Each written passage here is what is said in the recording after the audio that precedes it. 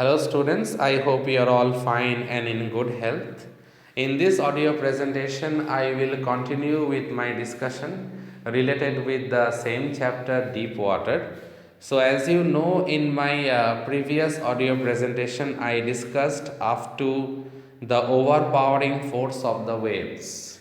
That means I discussed about that incident from that happened when the author was 3 to 4 years old, and when he went on a water surfing along with his father, and the gigantic waves actually knocked him over.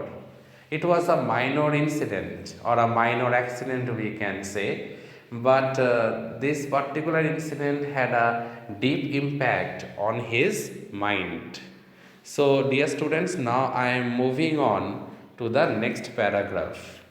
My introduction to the YMCA swimming pool revived unpleasant memories and stirred childish fears. Now, when he again enrolled himself as a swimmer, or rather to say, when he enrolled himself in order to learn swimming at the YMCA swimming pool, again, when he went very close to water, now those frightening memories came back once again in his mind, and those childhood fears, or rather to say childish fears, those fears again came back to his mind. But in a little while, I gathered confidence. But the positive thing is also there. So slowly and slowly, while he was learning how to swim, he gathered confidence. He gathered a lot of confidence. I paddled with my new water wings. Remember, we get to know that he had to wear water wings, though he was uncomfortable. But now it seems that he was learning how to paddle with the help of the water wings. That means slowly and slowly he was gaining confidence. That is the positive thing. Watching the other boys and trying to learn by aping them. I was actually watching the other boys, and I was trying to learn by actually following them. That is what the author is about to say here, that I was watching the other boys and I was trying to learn by aping them.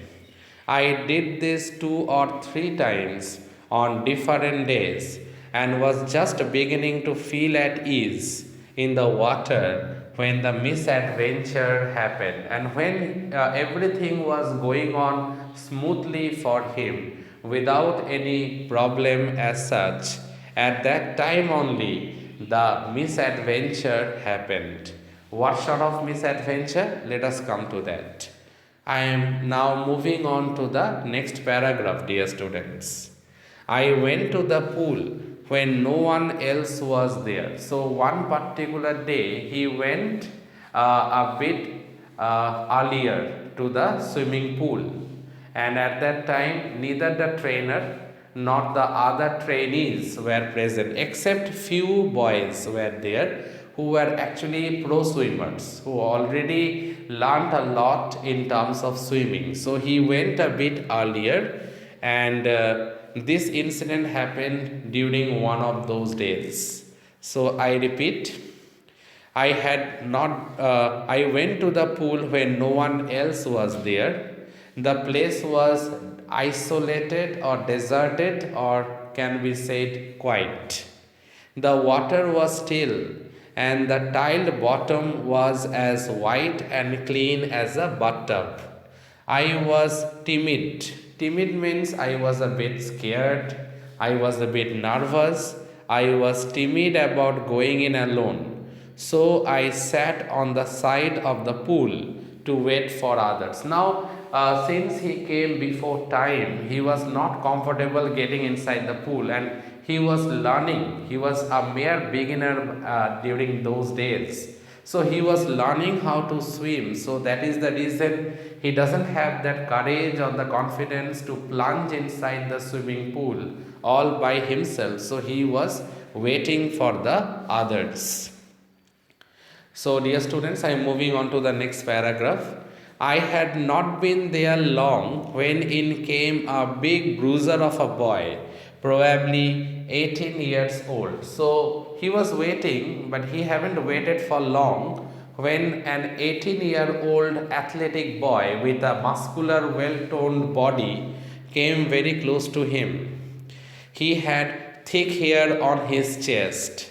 He was a beautiful physical specimen with legs and arms that showed rippling muscles. He yelled, "Hi, skinny, how would you like to be ducked?" Now, as I told you all regarding the description of that 18-year-old boy, well toned body and muscular one, he came near the author. He thought that probably William knows how to swim, but he is getting a bit shy, or rather, he is feeling a bit shy. Now, let's see what this boy does with William.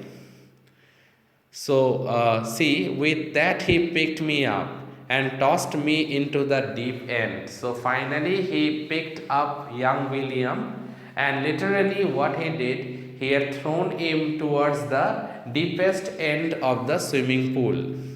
I landed in a sitting position.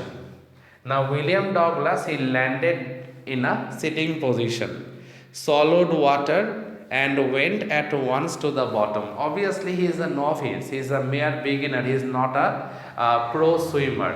So, he swallowed a bit of water and then he went straight to the bottom. I was frightened, but not yet frightened out of my wits. Now, obviously, William Douglas was frightened, but still he was thinking that somehow he could manage to save himself. On the way down, I planned. When my feet hit the bottom, I would make a big jump, come to the surface, lie flat on it, and paddle to the edge of the pool. Now, this was his overall plan, that when my feet will hit the bottom of the swimming pool, I will make a big leap, or rather to say, I will make a big jump.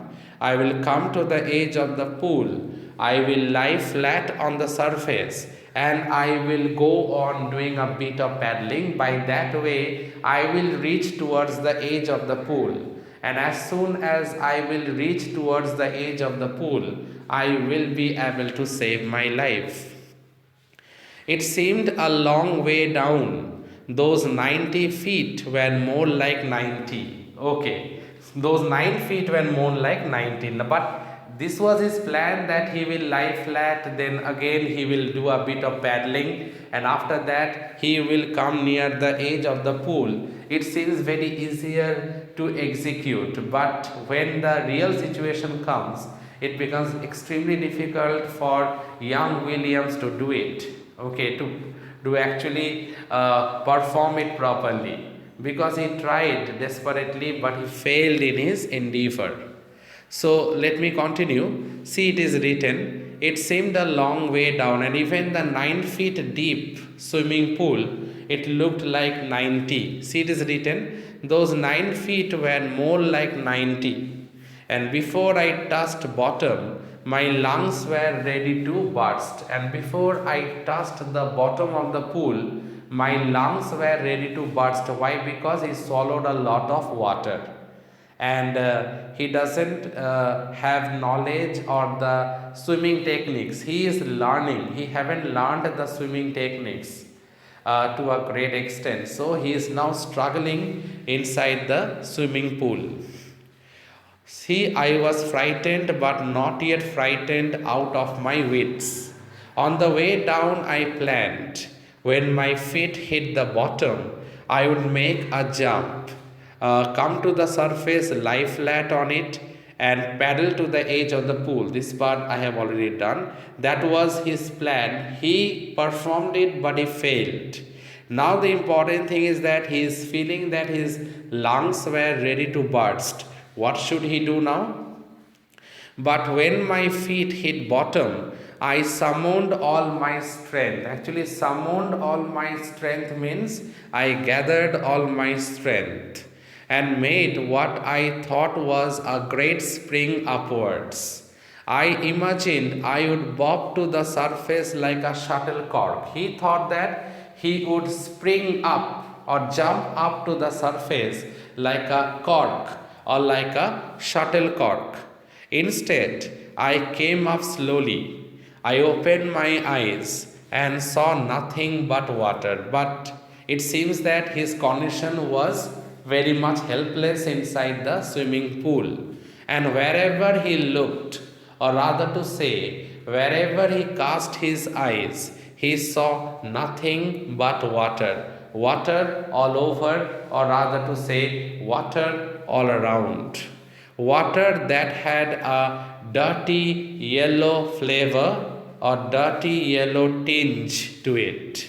I grew panicky. Obviously, he got scared, very scared. I reached up as if to grab. Grab means to hold something very tightly.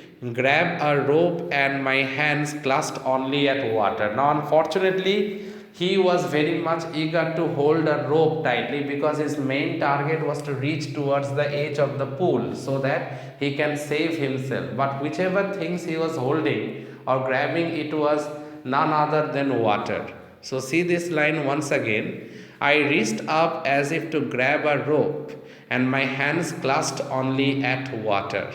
I was suffocating. Obviously, he was feeling very uneasy. He was feeling very much suffocated. I was suffocating. I tried to yell. Yell means I tried to scream. I tried to yell, but no sound came out. Now, obviously, he tried to scream, he tried to yell, but no sound came out. Then my eyes and nose came out of water, but not my mouth. Now, all of a sudden, he was in great danger. He felt he was in great danger. He got scared also. His eyes and nose came out of water, but not his mouth. So, dear students, in this audio presentation, I stop right here. In my next audio presentation, I will continue from the next paragraph. Please listen to this audio presentation, and if there is any doubt, any problem, do let me know. Thank you, students.